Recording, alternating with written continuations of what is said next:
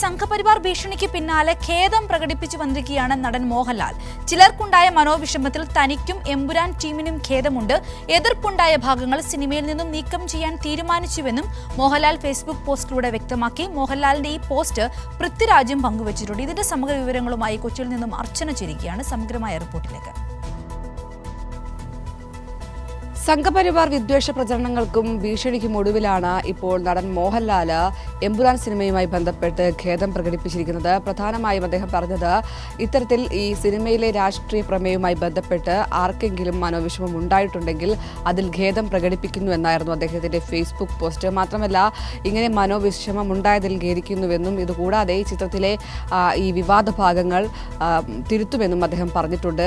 പ്രധാനമായും സംഘപരിവാർ കഴിഞ്ഞ കുറേ ദിവസങ്ങളായി ഇത്തരത്തിൽ എമ്പുരാൻ സിനിമയിലെ ഈ ഗുജറാത്ത് കലാപവുമായി ബന്ധപ്പെട്ട് അതിൽ സംഘപരിവാറിന്റെ ഇടപെടലുമായി ബന്ധപ്പെട്ട കാര്യങ്ങൾ ചൂണ്ടിക്കാണിച്ചിരുന്നു.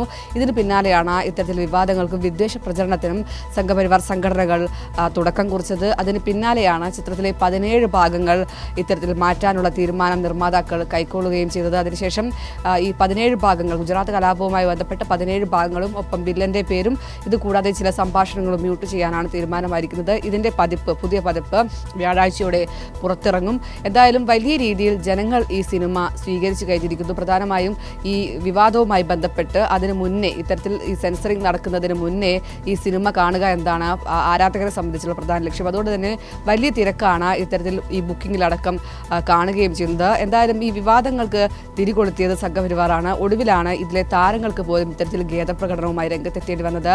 മോഹൻലാൽ, പൃഥ്വിരാജ് ഉൾപ്പെടെയുള്ള ആളുകൾ ഇതിൽ ഖേദം പ്രകടിപ്പിച്ച് രംഗത്തെത്തിയിട്ടുണ്ട്. മോഹൻലാലിന്റെ ഫേസ്ബുക്ക് പോസ്റ്റ് ഷെയർ ചെയ്താണ് പൃഥ്വിരാജ് നിലപാട് വ്യക്തമാക്കിയത്. നേരത്തെ തന്നെ നിർമ്മാതാക്കൾ ഇത്തരത്തിൽ ചിത്രത്തിൽ മാറ്റം വരുത്തുമെന്ന് അറിയിക്കുകയും ചെയ്തിട്ടുണ്ട്.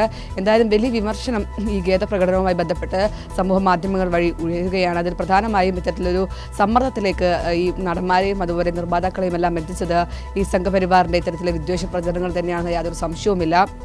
എന്തായാലും ഇനി ഇതിൻ്റെ പുതിയ പതിപ്പ് വ്യാഴാഴ്ചയോടെ ഇറങ്ങും. എന്തായാലും ഈ വിവാദങ്ങൾ ഇതുവരെ കെട്ടടങ്ങിയിട്ടില്ല. ഇപ്പോഴും സംഘപരിവാർ ഇത്തരത്തിൽ ഇതുമായി ബന്ധപ്പെട്ട് എമ്പുരാൻ സിനിമയുമായി ബന്ധപ്പെട്ട് വിവാദങ്ങൾ തുടർന്നുകൊണ്ടേയിരിക്കുകയാണ്.